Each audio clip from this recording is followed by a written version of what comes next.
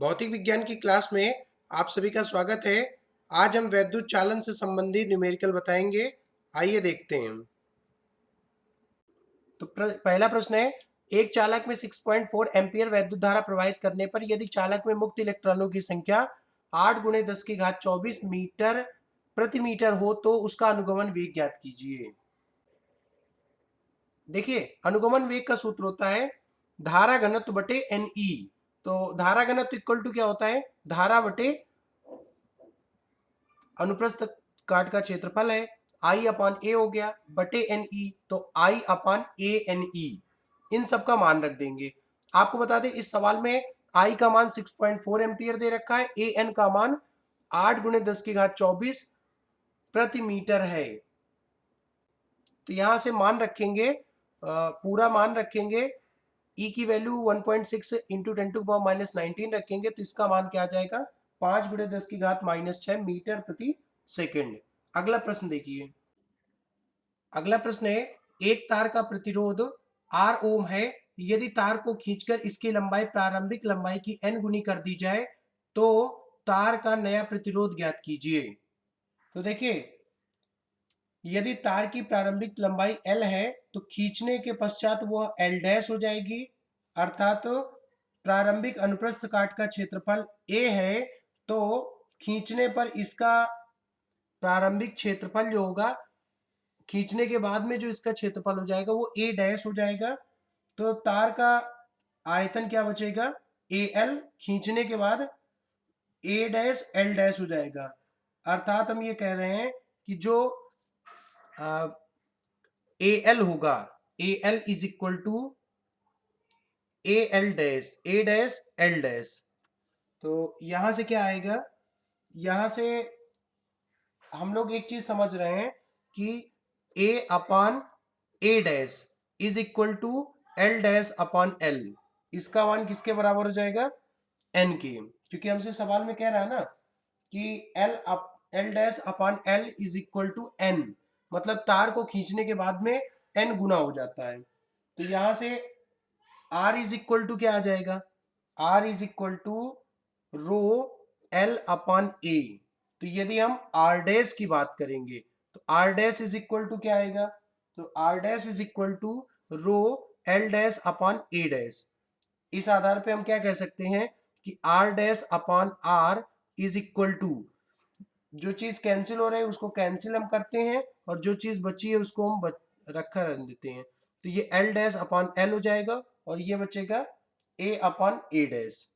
तो आपने क्या देखा है कि R dash upon R is equal to, तो इसकी जगह हम लोग N लिख सकते हैं, तो हमने N लिख दिया और यहां पर N लिख दिया, तो मतलब ये क्या आ जाएगा, N स्क्वायर हो जाएगा। तो अब देखिए ये N स्क्वायर हो गया, तो हम ये कह सकते हैं कि R dash is equal to N square R। तो यदि हम नए प्रतिरोध की बात करें तो वह N स्क्वायर गुना हो जाएगा किसके कंपेयर में, पुराने प्रतिरोध की तुलना में। तो अगला सवाल है कि बेलनाकार तार को खींचकर उसकी लंबाई 10% बढ़ा दी जाए तो तार के प्रतिरोध में कितने प्रतिशत की वृद्धि होगी, अर्थात वृद्धि की गणना करनी है। तो देखिए, डेल्टा L अपॉन L ये दे रखा है 10%, मतलब हमने 10/100 कर दिया, अर्थात इसका मान क्या आ जाएगा, इसका मान आ जाएगा यहाँ पर delta L is equal to L/10। तो यहां से L dash is equal to क्या आएगा, L प्लस L अपॉन 10, अर्थात इसका जो मान निकल के आएगा वो आएगा 1.1 L। तो ये आ गया 1.1 L। तो इसके बाद में क्या आ जाएगा, इसके बाद में हमसे कह रहा है कि यदि प्रारंभिक की बात करें, मतलब A अपॉन A डैश, इसका मान किसके बराबर होगा, वो L upon L, L dash upon L के, अर्थात तो ये आपको पता है कि AL is equal to A dash L dash है, तो इसका यहां से मान आ जाएगा A upon A dash is equal to L dash upon L।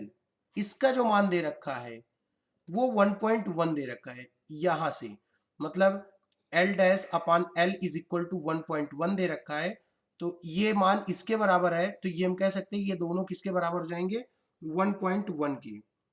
तो R is equal to rho L upon A हो गया।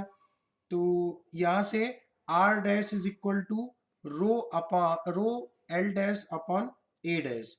तो यहां से R अपॉन R डैश की बात करेंगे तो उसका मान किसके बराबर होगा, तो वो होगा L dash upon L into A upon A dash.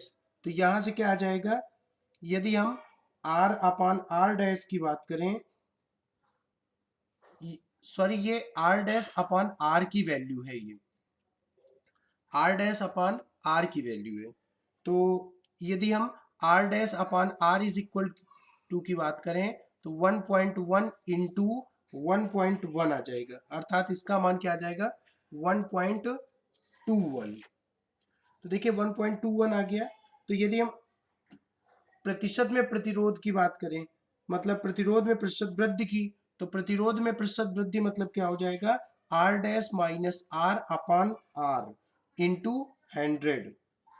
तो इसके मान की बात करें तो आपको यदि हम इसी के अकॉर्डिंग देखें तो ये इसको हम ये भी लिख सकते हैं कि R dash upon R minus 1 into 100। तो इसकी जगह 1.21 माइनस 1 इंटू 100, ये कितने प्रतिशत आ जाएगा, 21%।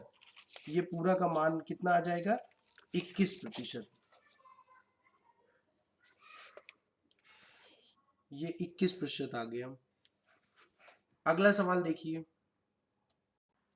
अगला प्रश्न है, एक टंगस्टन के तंतु का 150 डिग्री सेल्सियस पर प्रतिरोध 133 ओम है, इसका 500 डिग्री सेल्सियस पर प्रतिरोध कितना होगा, जबकि प्रतिरोध ताप गुणांक 0.0045 प्रति डिग्री सेल्सियस है।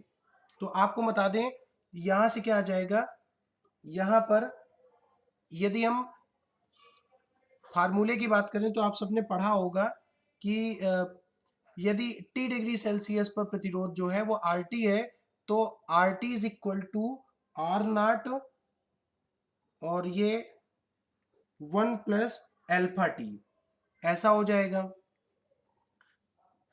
तो यहां से R नॉट की बात करें तो R naught is equal to क्या आ जाएगा, RT upon 1 plus alpha T.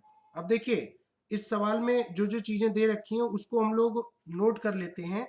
तो हमसे RT की वैल्यू दे रखी है 133 ओम बटे 1 प्लस एल्फा की वैल्यू 0.0045 और टी की वैल्यू जो दे रखी है वो टी यहाँ पे क्या है, ये 150 डिग्री सेल्सियस पर हमें तंतु का निकालना है, तो ये 150 यहाँ पे आ जाएगा। तो कुल मिला के यदि हम R नॉट की वैल्यू निकाल लेंगे तो R 500 की वैल्यू की बात करें तो वो क्या आ जाएगा, R नॉट 1 प्लस एल्फा और ये टेम्परेचर दे रखा है, टेम्परेचर 500 का आ जाएगा। तो यहाँ से क्या आ जाएगा कि R 500, यदि हम एल्फा R नॉट की बात करें तो इसका मान निकालेंगे आप सभी तो 79 ओम आ जाएगा। तो यहाँ पे क्या करेंगे कि 79 ओम रखेंगे, 1 प्लस एल्फा की वैल्यू रखेंगे 0.0045 और टेम्परेचर 500 मतलब 500 डिग्री सेल्सियस। हम इसका कैलकुलेशन करेंगे तो ये क्या आ जाएगा 257 ओम। अगला क्वेश्चन देखिए। एक सवाल है, बल्ब 40 वाट और 200 वोल्ट लिखा है बल्ब में, और हमसे कह रहा है कि बल्ब के तंतु का प्रतिरोध तथा इसमें अधिकतम सुरक्षित धारा ज्ञात कीजिए। तो क्या होगा इसका मान, ये देख लीजिए। यदि हमें प्रतिरोध निकालना है तो R इज इक्वल टू क्या बचेगा, V स्क्वायर अपॉन P। तो यहाँ से V स्क्वायर का मान दे रखा है 200 वोल्ट और 200 वोल्ट ऐसे लिख दिया, बटे P की बात करें तो P यहाँ पे क्या हो जाएगा 40 वाट दे रखा है ना, तो यहाँ पे ये इसका आंसर क्या आ जाएगा 1000 ओम। दूसरी बात हमसे क्वेश्चन में कह रहा है कि अधिकतम सुरक्षित धारा, तो अधिकतम सुरक्षित धारा का मतलब है I मैक्सिमम निकालना है। I maximum is equal to P upon V होता है। तो यहां से P का मान 40 रख दिया और V का मान 200 रख दिया। तो यहां इसका मान क्या आ जाएगा, इसका मान आ जाएगा 0.2 एम्पियर। अगली बात हमसे क्वेश्चन में कह रहा है कि 100 वोल्ट स्रोत से जोड़ने पर शक्ति ज्ञात कीजिए। तो ये क्या आ जाएगा, अर्थात पी ए निकालना है। मान लीजिए एक निश्चित के लिए बता रहा है ना, तो आपको बता दें कि पी ए अपान पी की बात करें जो पहले दे रखा था, तो वो उसका मान किसके आएगा बराबर, वी ए अपान वी इसके होल स्क्वायर के बराबर। तो यहां से इसका मान कैसे आ जाएगा, तो इसका मान आप सबको बता दें कि वी ए अपान वी इसका मान दे रखा है, कितना दे रखा है, 100 की तुलना में 200। 200 तो लिखा है हमारे बल्ब में और 100 पे हमें बताना है, 100 वोल्ट के स्रोत को जोड़ा जा रहा है।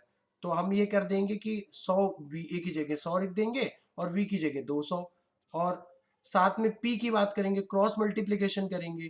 तो यदि हम क्रॉस मल्टीप्लिकेशन करेंगे तो पी की जगह मान रख देंगे 40। तो इसका मान कितना आ जाएगा, इसका मान 10 वाट आ जाएगा।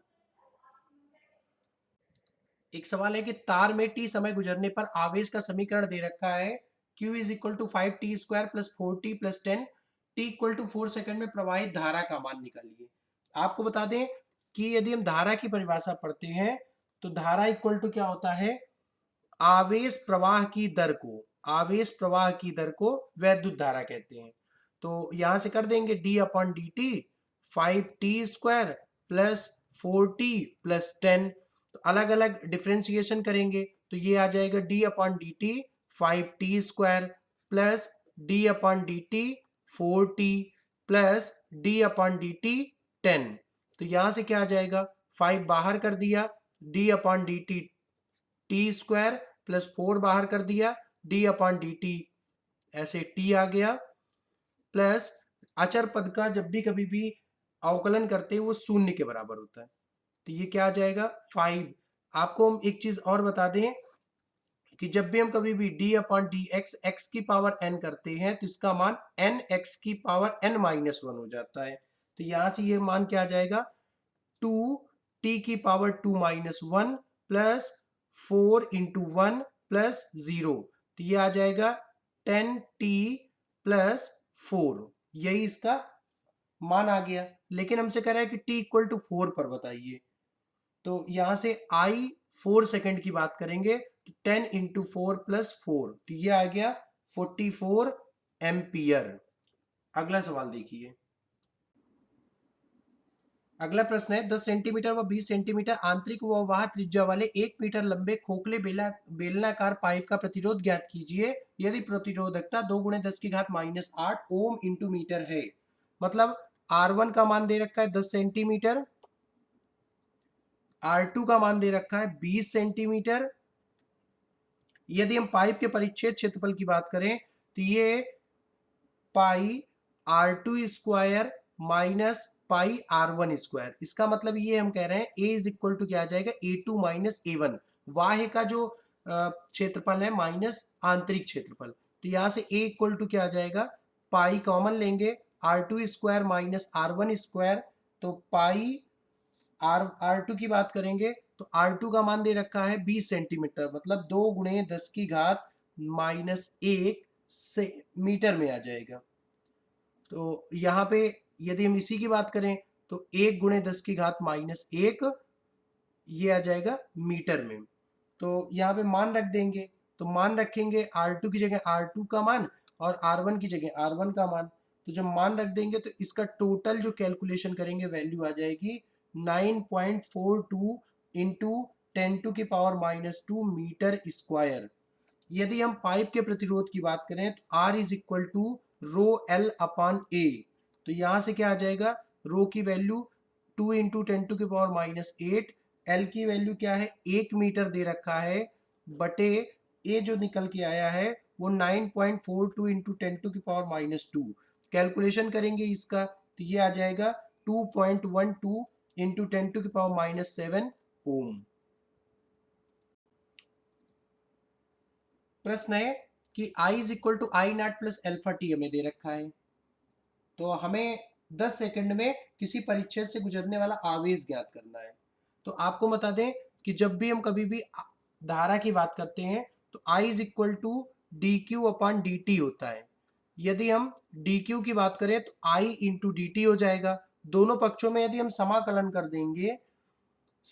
कर देंगे तो integration D Q is equal to integration I into D T हो गया। मतलब ये I बाहर हो गया, इंटीग्रेशन डी टी हो गया। तो यहां से इसको हम लिख सकते हैं Q is equal to I into integration D T.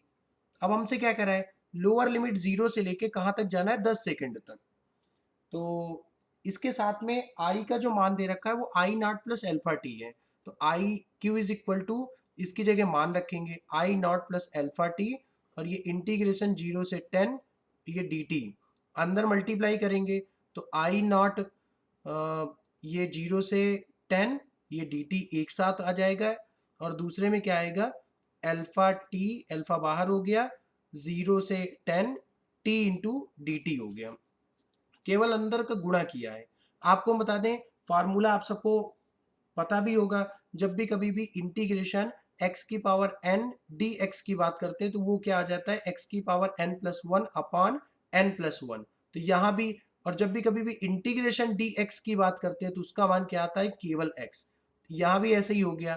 तो आई नॉट ये क्या आ जाएगा, केवल t आ जाएगा, इसकी लोअर लिमिट 0 है, अपर लिमिट 10 है, प्लस एल्फा ये क्या आएगा, t की power 1 plus one upon 1 plus one, और ये आ गया 0 से 10। तो यहां से Q is equal to I naught, देखिए पहले अपर लिमिट रखेंगे 10 minus lower limit plus alpha T square upon 2, ये 0 से 10।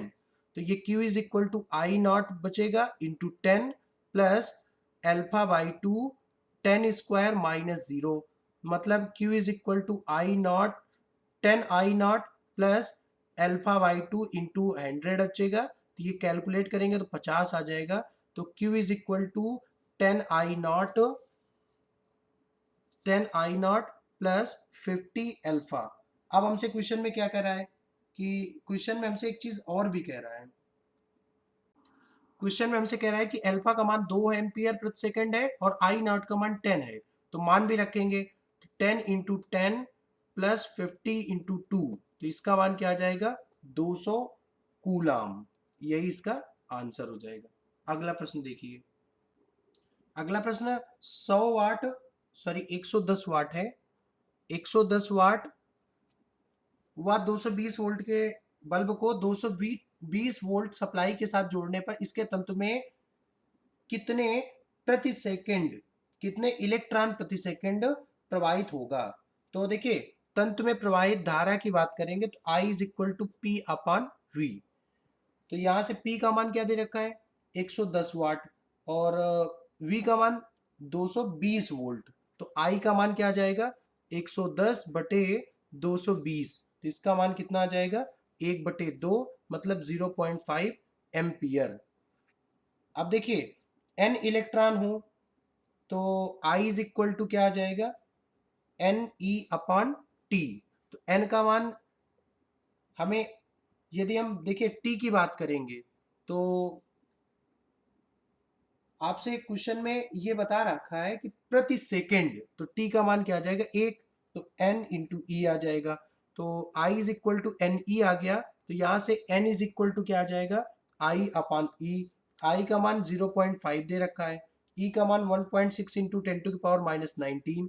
तो यहाँ से क्या आ जाएगा, 3.125 इंटू 10 टू की पावर 18, ये n का मान निकल के आ जाएगा। अगला प्रश्न है, एक ही पदार्थ के बने समान द्रव्यमान के दो तार ए व बी लिए जाते हैं। ए का व्यास बी के व्यास का आधा है, तो ए का प्रतिरोध 24 ओम है, तो बी का प्रतिरोध ज्ञात कीजिए। देखिए घनत्व बराबर क्या होता है, द्रव्यमान बटे आयतन, द्रव्यमान बटे आयतन होता है। यदि हम द्रव्यमान की बात करें अर्थात m इज इक्वल टू क्या आ जाएगा, आयतन गुणे घनत्व। तो ये क्या आ जाएगा, pi R square into L into D हो जाएगा। यदि हम पहले की बात करें तो ये पहला वाला दो समान द्रव्यमान की बात कर रहा है, अर्थात एम ए का मान किसके बराबर हो जाएगा, एम बी के। तो यहाँ पे क्या आ जाएगा, pi R A square into L A into D, क्योंकि समान इसमें घनत्व जो है वो हमसे क्वेश्चन में कह रहा है ना कि इस एक ही पदार्थ कह रहा है, एक ही पदार्थ मतलब यहाँ पे घनत्व तो समान होगा। तो यहाँ पे क्या आ जाएगा, pi R B square into L B into D हो गया, डी से डी कैंसिल, पाई से पाई कैंसिल। तो यहाँ से क्या आ जाएगा, यहाँ पे मान की बात करेंगे तो हमसे बी का प्रतिरोध निकालना है, अर्थात L A upon L B की बात करेंगे तो ये आ जाएगा R B square upon R A square. यदि हम आर ए की बात करेंगे, प्रतिरोध ए के प्रतिरोध की, तो rho L A upon pi R A square. ऐसे ही यदि हम आर बी की बात करेंगे तो R B is equal to क्या आ जाएगा, rho L B upon pi R B square. तो यहां से क्या आ जाएगा, R A upon R B is equal to L A upon L B into R B square upon R A square. तो यहां से टोटल क्या आ जाएगा, क्योंकि हमसे क्वेश्चन में कह रहा है ना कि क्वेश्चन में हमसे ये कह रहा है कि इसका जो मान है, जैसा कि समीकरण एक की बात हम कर रहे हैं, यहाँ पर समीकरण नंबर एक, तो L A upon L B की जगह आर बी स्क्वायर लिख सकते हैं अपान आर ए स्क्वायर। तो R A upon R B is equal to R B की घात 4 बटे आर ए की घात 4। तो इसका मान हमसे कह रहा है आर ए जो है, R A is equal to 1/2 R B है। तो यहाँ से आर बी की बात करेंगे, प्रतिरोध दूसरे की बात करेंगे, तो यह आ जाएगा 1/16 आर ए, और आर ए का मान क्वेश्चन में दे रखा है 24, तो 24/16, तो इसका मान आ जाएगा 1.5 ओम।